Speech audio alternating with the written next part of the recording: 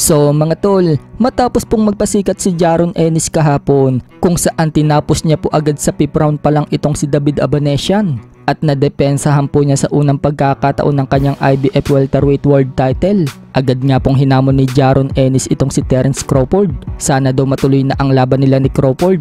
Nagparamdam naman si Crawford mga tol sa social media at tinawanan lang po ang performance ni Jaron Ennis. Wika ni Crawford mga tol, yan na daw ba yung sinasabi ni Eddie Hearn na pang world class itong si Jaron Ennis? So minaliit nga po ni Crawford mga tol ang naging performance ni Ennis. Matatandaan mga tol na tinapos na din ni Crawford itong si Abanesian sa round 6 noong makalaban niya ito magdadalawang taon na ang nagdaan. Nagkaroon naman ng interest itong si kamahalang Turki Al-Alsik ng Saudi Arabia na paglabanan si Crawford at Ennis sa 154 pounds.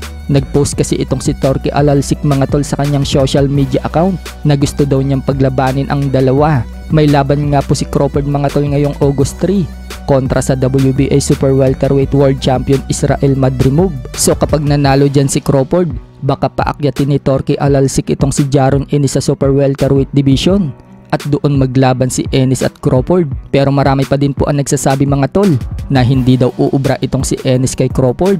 Base daw kasi sa ipinakitang laban nito kay Abanesian, madalas daw itong matamaan ng solid. Wala daw kasing power punching itong si Abanesian, kaya hindi daw nasasaktan itong si Ennis. Sa kabilang banda naman mga tol, nakakalungkot nga po na balita ang sumabog kahapon dahil pumanaw na po ang batikang sports journalist na si Chino Trinidad.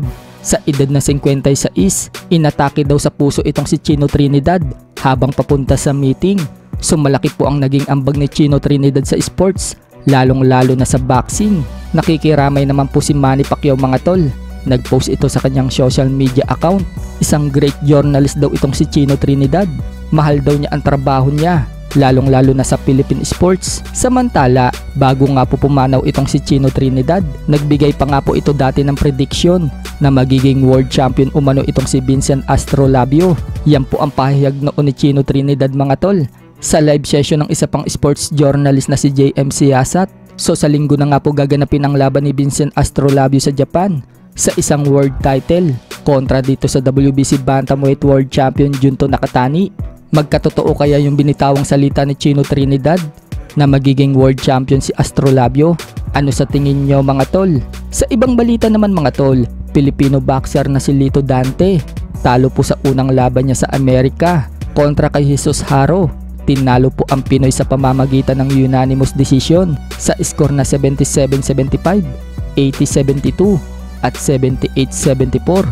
Bumagsak na nga po ang record ni Dante sa 21 wins, 13 losses and 4 draws with 12 knockouts. Umabante naman ang record ng kalaban sa 12 wins and 2 losses with 1 knockout. Sa ibang balita naman mga tol, Manny Pacquiao, ikinuwento ang pagiging madiskarte niya noong bata pa lang siya. Ayon kay Manny Pacquiao mga tol, sa edad na 12 anyos, sumasali na daw siya sa mga tournament sa boxing. Kapag nanalo daw siya, binabayaran lang daw siya ng 200 pesos. So para lumago daw yung pera niya, bumibili daw siya ng tumpok-tumpok na bawang at paminta. Ginagawa daw niya yung tingi-tingi at ilalako daw sa tindahan. Pero dahil wala daw bumibili sa tindahan, iniiwan na lang daw niya ito sa tindahan at babalikan after 1 week.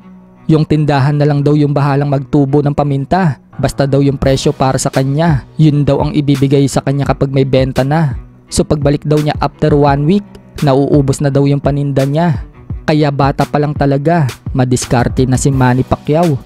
Kaya hindi na tayo magtataka mga tol, yung mga kinita niya sa pagbaboxing, lahat po yan napunta sa maganda. Mas lalo pang yumaman si Manny Pacquiao.